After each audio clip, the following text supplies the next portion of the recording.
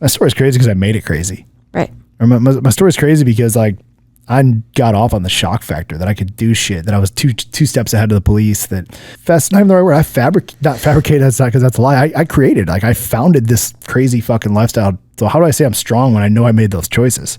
Right. That's why people who drink, in my opinion, are like, and then want to be victimized about disease. And they're just, you fucking made the choice, dude. You made a choice. I'm going to share a story just because we're on that power of choice. I remember very specifically, and the only reason I really remember is because it shows up every year on this day on Facebook, you know, like your memories. Anyways, I had made a post and I was clearly in Afghanistan. We had a computer room with like these massive, just like brick computers that if we weren't, it had like 3 computers, right? And it was like a big ass antenna. Anyways, that's what we got.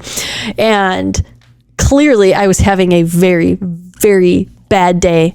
Probably got blown up that day, whatever, right? So I made a post that said something along the lines of, if all I had to worry about was taking an exam, you've told me about that. Yeah, if all I had to do was take an exam this day, I don't know, something along the lines of like, that would be like the easiest thing in the world. So quit your bitching. And I think I had said that because I was scrolling through a lot of my friends at the time went the college route. I clearly went the military route.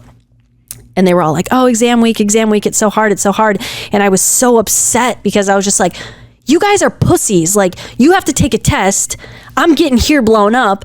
And I remember being so upset by a comment that was put on there. He was actually my friend, and I'm actually glad he said it till this day. But he said, listen, you chose to go the military route. We chose to go the college route. That doesn't mean that our shit's any lesser or you're like, you know, and I read that and I remember in that moment, I was just like, you effing suck. Like, you don't know anything.